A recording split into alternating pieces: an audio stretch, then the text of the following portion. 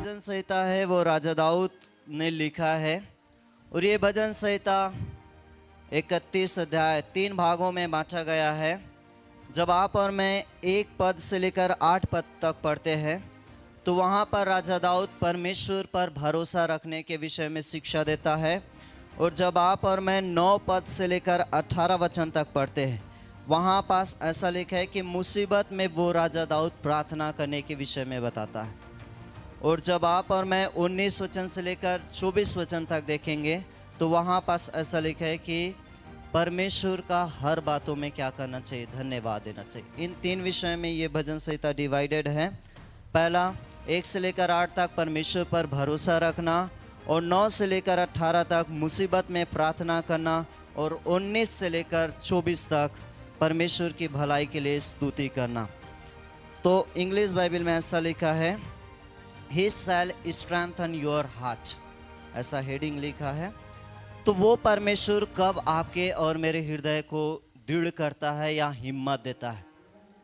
तो पहला वचन में ऐसा लिखा है, हे यहोवा मेरा भरोसा तुझ पर है।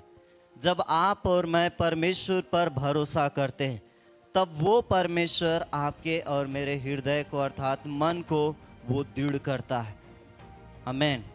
इसलिए आज ये भजन संहिता के द्वारा मैं यही शिक्षा देना चाहूँगा कि आज आपको और मुझे हर हालातों में, हर परिस्थितियों के बीच में उस जीवित परमेश्वर पर आपको और मुझे भरोसा करना है, क्योंकि वो परमेश्वर सच्चा परमेश्वर है।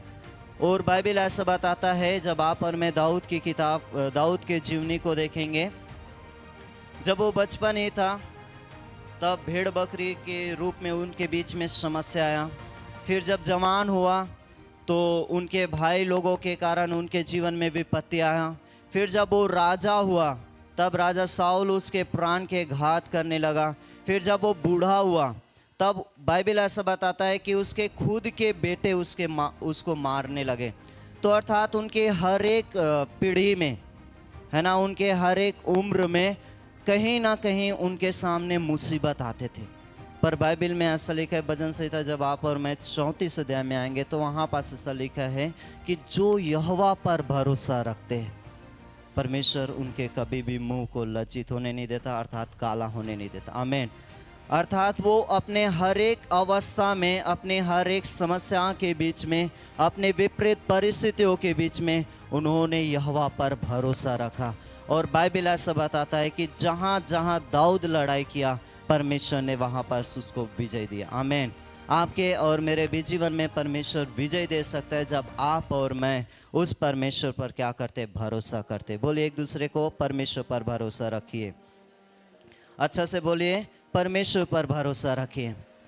आज हो सके आपके लोग आपको छोड़ देंगे, हो सके आपके माता पिता आपको छोड़ देंगे, आपके भाई और बहन आपको छोड़ देंगे, हो सके आपके परिवार, आपके समाज आपके साथ नहीं देंगे, परंतु जब आप और मैं उसके बीच में परमेश्वर पर भरोसा रखते हैं। किसके ऊपर भरोसा रखते हैं? अच्छे से बोले, किसके ऊपर भरोसा रखते हैं? परमेश्वर पर भरोसा करते हैं। बाइबल ऐसा बताता है कि वो विश्वास योग्य परमेश्वर है, वो भरोसामंद परमेश्वर है। He is a trustworthy God. वो परमेश्वर आपके, जब आप और मैं उस पर भरोसा करते हैं वो आपको कभी नहीं छोड़ेगा, वो आपको कभी नहीं त्यागेगा। आमीन। बाइबल ऐसा बताता है, जब आप और मैं यशायाह की किताब में पढ़ेंगे तो ऐसा लिखा है कि आपके जन्म देने वाली माता आपको भूल सकती है, परंतु वो परमेश्वर जिसने आकाश और पृथ्वी को बनाया है, जिसने सारी सृष्टि को बनाया, जिसने सारी कायनात को बनाया है, वो परमेश्वर आपको कभी ना भूलेगा और कभी नहीं छोड़ेगा। आमीन। हालेलुया। यहोशू को कहता है कि वो तुझे कभी भी धोखा नहीं देगा। आमीन।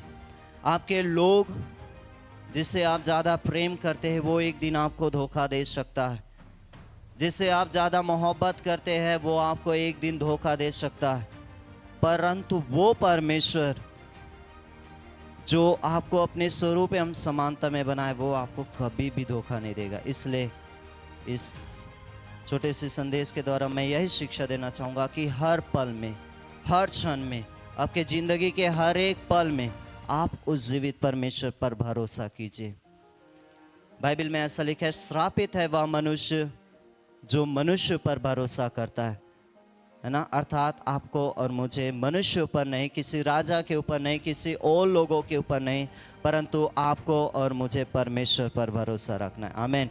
यशायाह की किताब में ऐसा लिखा है, मैं उसको बोलकर समाप्त करना चाहूँगा। जो यहोवा पर भरोसा रखते हैं वो नया बल प्राप्त करते जाते हैं। आमीन।